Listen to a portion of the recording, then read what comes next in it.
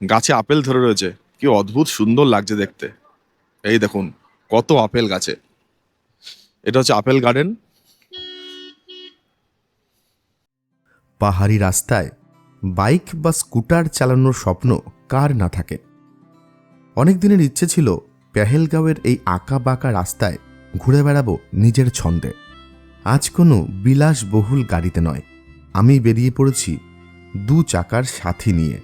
হ্যাঁ, এই প্রথমবার আমি এক্সপ্লোর করতে চলেছি স্কুটিতে চেপে পেহেলগাঁও। হাড় হিম করা ঠান্ডা আর পাহাড়ি রাস্তায় স্কুটার রাইডিংয়ের কম্বিনেশনটা ঠিক কতটা চ্যালেঞ্জিং আর কতটা সুন্দর হতে চলেছে, চলুন আমার সাথে আপনারাও সাক্ষী থাকুন এই রোমাঞ্চকর জার্নির। শ্রীনগর থেকে স্কুটার রেন্টে নিয়েছি 1000 টাকায়, পেট্রোল নিজের। গন্তব্য পেহেলগাঁও। আপ ডাউন সব মিলিয়ে প্রায় 230 kilometre journey.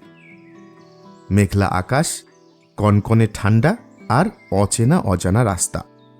First time স্কুটারে Pahalgam trip, তাই এক্সাইটমেন্ট এখন তুঙ্গে। আমরা এখন যেই রাস্তা ধরে ছুটে চলেছি এটা জম্মু শ্রীনগর হাইওয়ে। একেবারে সমতল ঝা চকচকে রাস্তা। রাস্তায় অবশ্য দৃশ্যমানতা কম, কিন্তু আশেপাশে চিনার উইলো এবং পপলার গাছগুলি ন্যাড়া মাথায় আমাদের সাথে পাল্লা দিয়ে ছুটে চলেছে। সমগ্র রাস্তা জুড়ে কড়া নিরাপত্তা। 1 কিলোমিটার অন্তর অন্তর সিআরপিএফ জওয়ান বন্দুক হাতে দাঁড়িয়ে। শ্রীনগর থেকে প্রায় 40-42 কিলোমিটার রাস্তা চলার পর লেফট টার্ন নিয়ে হাইওয়ে ছেড়ে অনন্তনাগ যাবার রাস্তাটা ধরতে হবে। এখন আমি আছি পুলওয়ামা। কাশ্মীরের পুলওয়ামার নাম আপনারা সকলেই জানেন, কেন পুলওয়ামা বিখ্যাত। এখনো প্রায় 40 কিলোমিটার রাস্তা বাকি আছে পেহেলগাম। তবে সত্যি কথা বলতে বাইক নিয়ে বা স্কুটি নিয়ে কাশ্মীরের বুকে ঘুরে বেড়ানোর অনুভূতিটা কিন্তু একেবারেই আলাদা। কেন কাশ্মীরকে পৃথিবীর স্বর্গ বলে, কাশ্মীরে না এলে আপনারা উপলব্ধি করতে পারবেন না। এই দেখুন আমরা এখন এসে পৌঁছলাম অনন্তনাগে, কাশ্মীরের অপূর্ব সুন্দর জায়গা। এই দেখুন গাছে আপেল ধরে রয়েছে, কি অদ্ভুত সুন্দর লাগছে দেখতে। এই দেখুন কত আপেল গাছে। এটা হচ্ছে আপেল গার্ডেন। এখন অল্প আপেল আছে, কিন্তু অগাস্ট মাসে আসলে, অগস্ট সেপ্টেম্বরে যদি এখানে আসতেন তাহলে প্রচুর আপেল দেখতে পারতেন। এই দেখুন, দেখেছেন কাশ্মীরের লাল আপেল। এই দেখুন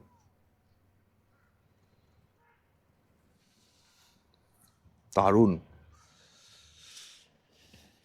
সারা পৃথিবী জুড়ে বিখ্যাত এই কাশ্মীরি আপেল। দেখুন ম্যাক্সিমাম গাছই ফাঁকা।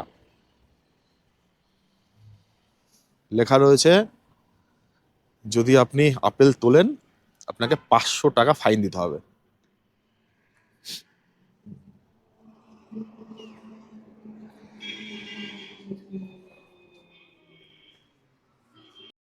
यहाँ पे एप्पल का सीजन कब है? ये जुलाई से होते हैं, प्लगिंग सीजन। जुलाई से। हाँ, हमारे से ही स्टार्ट होते हैं फूल आना। अच्छा, फिर ये जुलाई से एंडिंग नवंबर तक। एंडिंग नवंबर तक। हाँ। অনন্তনাগে আপেল বাগান দেখে আস্তে আস্তে পাহাড়ে চড়া শুরু। রাস্তা যত এগোচ্ছে আবছা পাহাড়গুলো ততই কাছে আসছে। হিমেল হাওয়া এখন হাড় কাঁপানো ঠান্ডায় বদলে গেছে, কিন্তু চারপাশের এই দৃশ্যের কাছে এই ঠান্ডাও হার মানতে বাধ্য।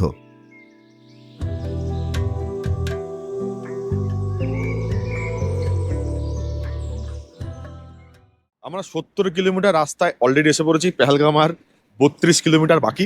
বিশ্বাস করুন হাতে আর কোনো সেন্স নেই, এত ভীষণ ঠান্ডা। তার মধ্যে তো আকাশ একদম ঘন কুয়াশায় মোড়া, মেঘলা আকাশ, ফগি ওয়েদার।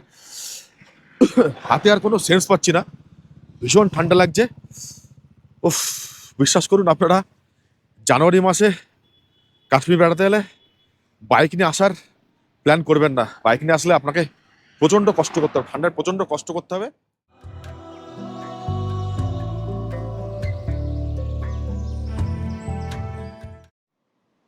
কেন বলে কাশ্মীরকে ভূস্বর্গ, পৃথিবীর স্বর্গ, ভারতের সব থেকে সুন্দর জায়গা কাশ্মীর।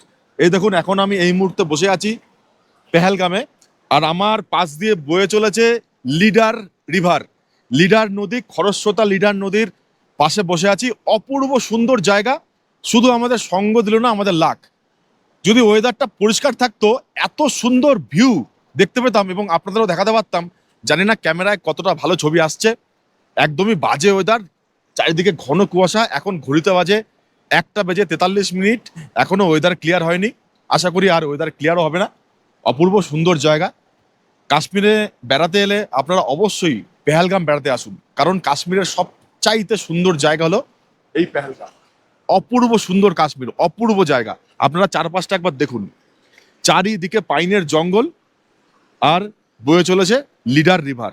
অপূর্ব জায়গা, দেখুন দারুণ লাগছে। এক কথায় অসাধারণ, অসাধারণ জায়গা। দেখুন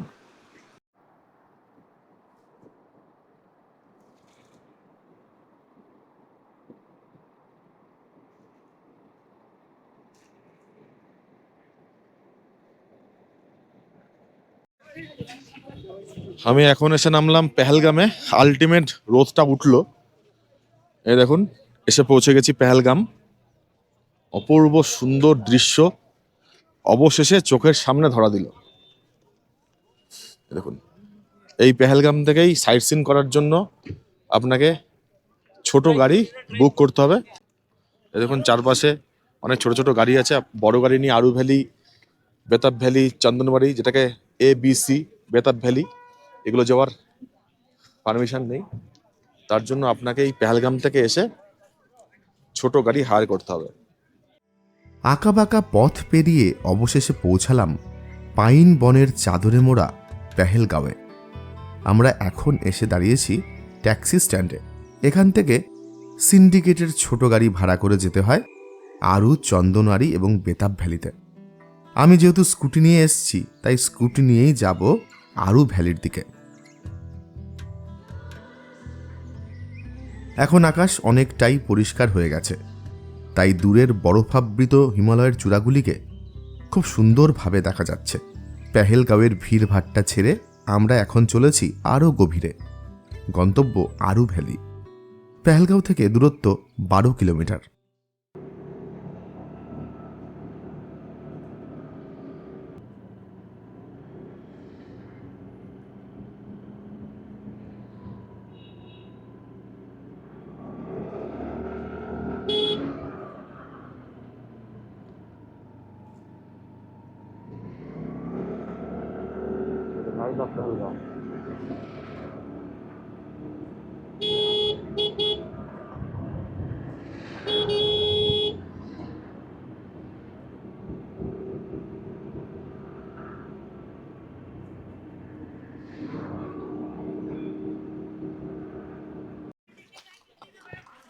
এখন আমরা যাচ্ছি পেহেলগামের খুব সুন্দর একটি জায়গা আরু ভ্যালি দেখতে। এখানে ম্যাগি ছাড়া কিছুই পাওয়া যায় না। বড্ড খিদে লেগেছে, তাই একটা স্টলে এসে দাঁড়ালাম। আমরা ম্যাগির অর্ডার করেছি। এখানে ম্যাগি খাবো, ম্যাগি খেয়ে আবার রওনা দেবো আরু ভ্যালির উদ্দেশ্যে। এখন দেখতে পাচ্ছেন আকাশটা পরিষ্কার হচ্ছে ক্রমশ, এবং যখনই আকাশটা পরিষ্কার হয়ে গেল, ওয়েদারটা যখন ক্লিয়ার হলো, তখন পেহেলগাঁওয়ের যে আসল সৌন্দর্য আমাদের চোখের সামনে ধরা দিল। দেখুন কি অপূর্ব লাগছে জায়গাটা, জাস্ট অসাধারণ। দেখুন এটা হচ্ছে পেহেলগামের অ্যামিউজমেন্ট পার্ক, বাচ্চাদের খেলার জায়গা।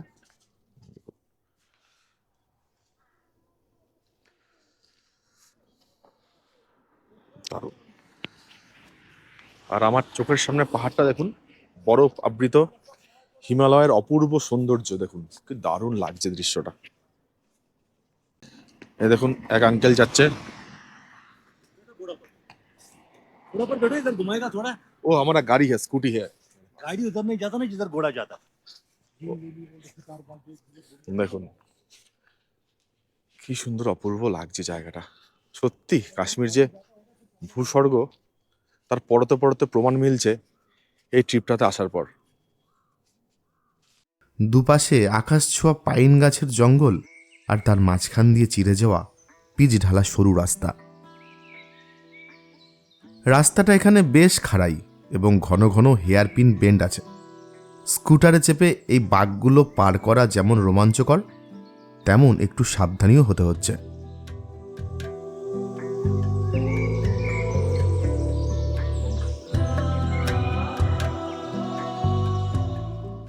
এক পাশে পাহাড়ের দেওয়াল আর অন্য পাশে গভীর খাদ, তার নিচ দিয়ে বয়ে চলেছে লিডার নদীর একটি শাখা। এই ভিউটা জাস্ট অবিশ্বাস্য।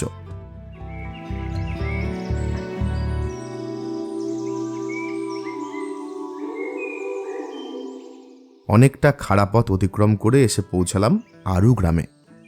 বিশ্বাস করুন, সবুজ উপত্যকার মাঝে এই গ্রামটির দৃশ্য ক্যালেন্ডারে প্রিন্ট করা কোনো ছবির থেকেও সুন্দর লাগছিল। ছোট ছোট টিনের দোতলা ঘর, একেবারে পারফেক্ট কম্বিনেশন। वहां से जाओगे, यहाँ से जाओगे, वहां पर होगा दुकान, यहाँ और फिर यहाँ से जाना है। নাম क्या है अलीना तुम्हारा? असरा। আসরা, বাহ, বিউটিফুল নেম। আমরা এসে পৌঁছালাম আরু ভ্যালিতে। এই দেখুন, হিমালয়ের কোলে অপূর্ব সুন্দর ছোট্ট একটি পাহাড়ি গ্রাম হলো এই আরু ভ্যালি। চারিদিকে শুধু সবুজ আর সবুজ। দেখুন কি অপূর্ব লাগছে জায়গাটা।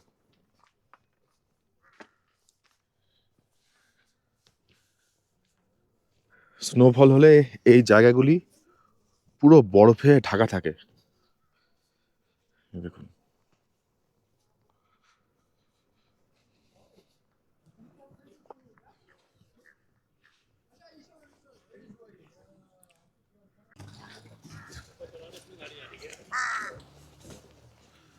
দেখুন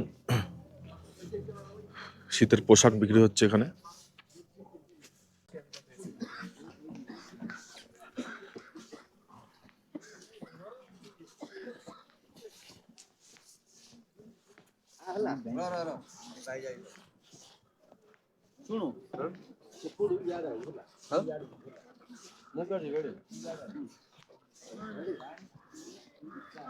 অনবদ্য দৃশ্য।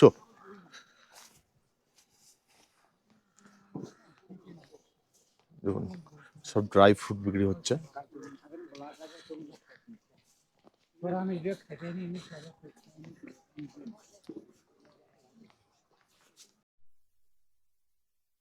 এই হচ্ছে আরু ভ্যালি।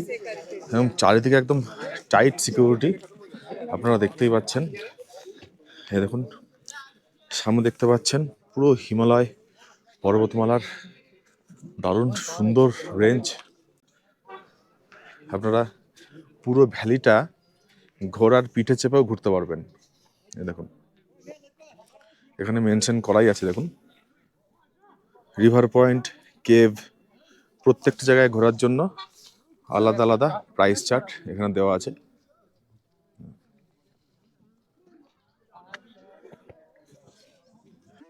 আমি আরু ভ্যালি ঘুরে দেখলাম আর প্রচুর আনন্দ করলাম। পেহেলগাঁওয়ের বিখ্যাত স্পট বৈশরণ ভ্যালি এখনও বন্ধ আছে, আর সময়ের অভাবে বেতাব ভ্যালিতে যেতে পারিনি, কারণ এখন ঘড়িতে বাজে বিকেল 5টা, আমাদের আবার শ্রীনগরে ফিরতে হবে।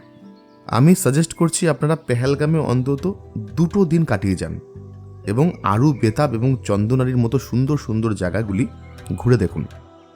মনে রাখবেন, কাশ্মীরের প্রকৃত সৌন্দর্য লুকিয়ে আছে এই পেহেলগাঁওয়েই। আজকের এই এপিসোডটি ভালো লাগলে লাইক, শেয়ার, কমেন্ট করার অনুরোধ রইল। আজ এখানেই শেষ করছি। ফিরছি পরের এপিসোডে বরফে ঢাকা গুলমার্গ নিয়ে। ততক্ষণ ভালো থাকুন আর প্রকৃতিকে অনেক ভালোবাসুন।